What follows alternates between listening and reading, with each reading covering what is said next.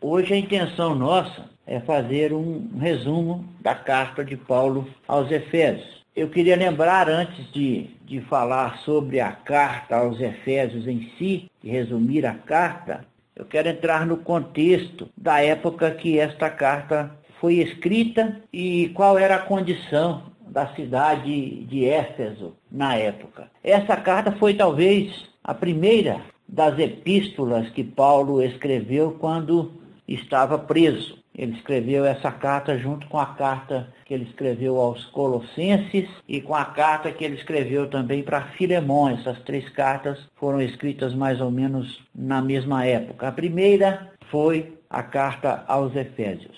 Éfeso era uma cidade muito importante, talvez uma das mais importantes da época. Para ter uma ideia, lá era uma situação estratégica portuária. Tem um rio que banha a cidade lá, que quando tem tempestades muito grandes e demoradas marítimas, o rio amortece o efeito dessas tempestades, e as outras cidades ao redor, que também são portos, elas são obrigadas a fecharem seus portos. E aí o único que fica funcionando é o de Éfeso. Então tinha uma importância muito grande no escoamento da produção na região. Mas a preocupação de Paulo em relação a Éfeso é que a cidade era uma cidade muito poderosa, muito bem organizada, uma cidade muito atraente, muito evoluída. E tudo na cidade girava em torno da Diana, que era a deusa dos Efésios. A cidade girava em torno dessa divindade, que diziam que tinha caído de Júpiter e que era a deusa da fertilidade e que era responsável por tudo de bom que acontecia em Éfeso. Éfeso tinha um anfiteatro que comportava de 40 a 50 mil pessoas. Éfeso era uma cidade realmente de grande importância para aquela região. E essa primazia da deusa Diana na cidade incomodava Paulo. O culto à deusa Diana era um culto muito esquisito, muito estranho. Durante o culto, o principal ritual do culto à deusa dos Efésios era as sacerdotisas de Diana manterem relações sexuais com os homens atrás das colunas do templo. E ali gerava-se muitos filhos indesejados, e quando nascia essas crianças, eles eram colocados na rua porque não podiam ficar no templo junto com suas mães. E quando Paulo foi escrever essa carta, uma das intenções dele foi falar claramente sobre a necessidade de se preservar a família, a importância da paternidade no lar, para combater essa prática maligna que acontecia das sacerdotisas de Diana abandonarem seus filhos. E outra coisa que Paulo se preocupou nessa carta foi deixar claro para os Efésios que Jesus Cristo é muito mais importante que a deusa que eles adoravam. Que Jesus Cristo era o único capaz de trazer realmente a salvação. Que as obras que eles faziam em torno da Diana eram inúteis. Que a salvação não vem pelas obras. A salvação é um dom de Deus, e essa salvação é apenas pela fé no Salvador, que é Jesus Cristo. Então, essa carta aqui é uma carta onde Paulo se preocupa em alertar o povo para a futilidade da deusa que eles cultivavam, da necessidade de se arrependerem e voltarem para o Deus verdadeiro, e da necessidade de observarem o mal que aquela deusa trazia para as famílias, para as crianças, para os homens que viviam uma vida lasciva no templo de uma deusa totalmente pagã. Havia muita mágica entre os sacerdotes que serviam a Diana, havia muita prostituição entre as sacerdotisas, havia o que há de pior, o que há de mais degradante na relação humana e familiar, acontecia dentro do templo da deusa dos Efésios. E Paulo combateu isso, Paulo denunciou isso, Paulo chamou a atenção para cada uma das coisas nocivas que eram provocadas pela fé em uma deusa pagã. E aí, quando ele escreveu esta carta, se direcionando aos crentes, ele procurou fortalecer a fé dos irmãos de Éfeso, para que eles não se deixassem contaminar pela tradição da cidade, pela força da deusa Diana na cidade, pela influência dos sacerdotes e das sacerdotisas de Diana, para que eles mantivessem a sua fé firme. E aí ele começa no primeiro capítulo, levando o irmão crente a ter consciência de quem que ele é em Cristo. Ele faz com que o crente entenda que, mesmo que ele viva num ambiente de total devassidão, total falta de fé no Deus verdadeiro, o crente, pela graça de Deus, pode manter intacta a sua fé e pode viver assentado com Cristo nos lugares celestiais. Aí ele ora para que os irmãos tenham sabedoria para não se deixarem influenciar pelos costumes pagãos que havia na cidade, para que eles pudessem se manter afastados daquela podridão toda, para que eles se mantivessem fixos em Cristo e na vida cristã. Ele declara que o crente faz parte do corpo de Cristo e para ele se manter firme nessa posição, no edifício de Cristo, como alguém que é responsável pela construção da moral cristã, pela construção do cristianismo no meio daquela sujeira toda.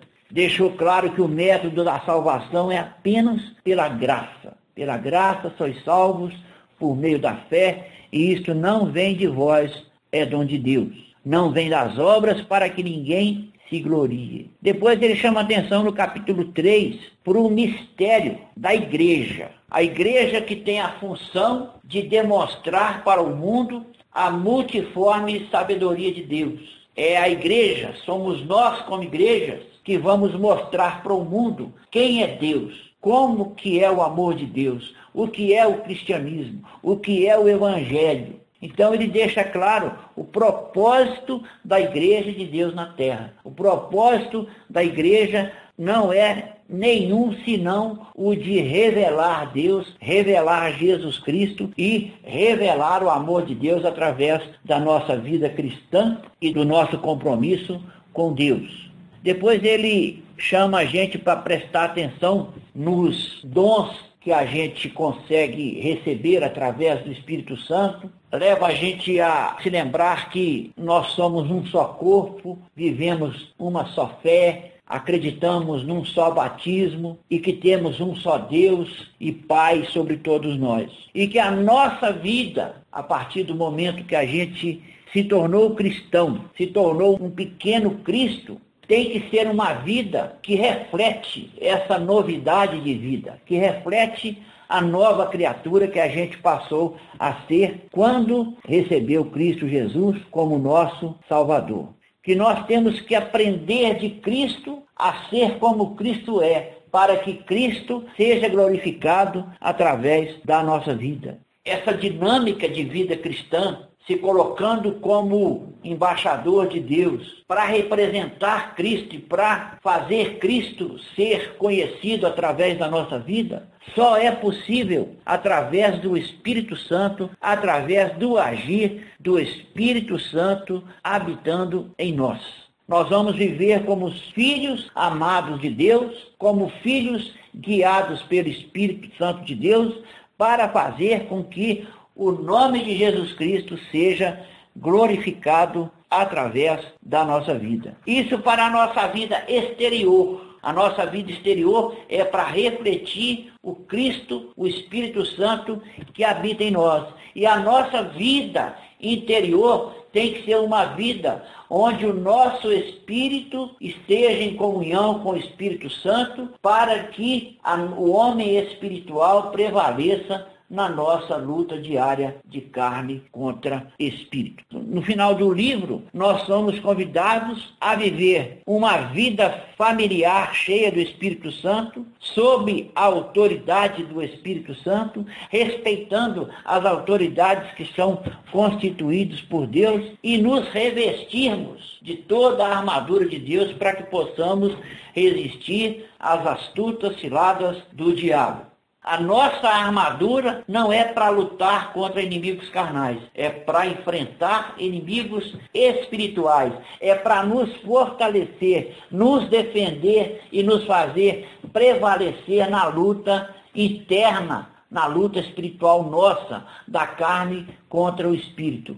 E na luta nossa contra os principados e potestades que estão aí ao nosso derredor, procurando a quem possa tragar e que estão procurando de toda maneira um jeito de nos derrotar na vida sentimental, na vida cristã, na vida familiar. Estamos cheios de inimigos invisíveis tentando nos atacar e nós estaremos protegidos e aptos a contra-atacar se nós estivermos revestidos da armadura de Deus.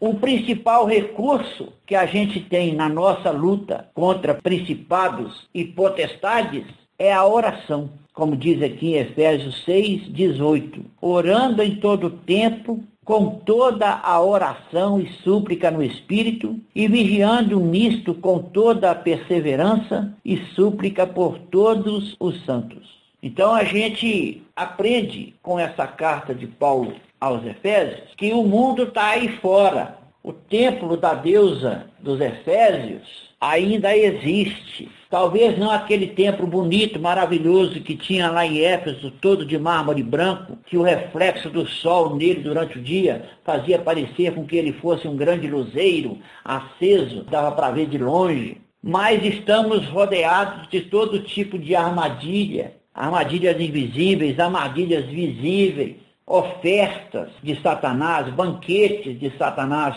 sendo oferecidos para nós, que a gente aprende que o que a gente tem que fazer realmente é vigiar, é orar e não desviar em momento nenhum os nossos olhos do autor e consumador da nossa fé, que é Jesus Cristo. Nós somos cercados, nós somos atacados por setas malignas o tempo inteiro. Essas setas vêm de tudo quanto é lugar. Vem da televisão, vem na internet, vem de uma saída na rua, de uma oportunidade de pecar, vem de todas as maneiras. Então nós precisamos orar, vigiar, nos revestir de toda a armadura de Deus e manter os nossos olhos fixos no nosso Senhor e Salvador, nos colocando em total dependência e submissão ao Espírito Santo que habita em nós e que vai nos conduzir em triunfo.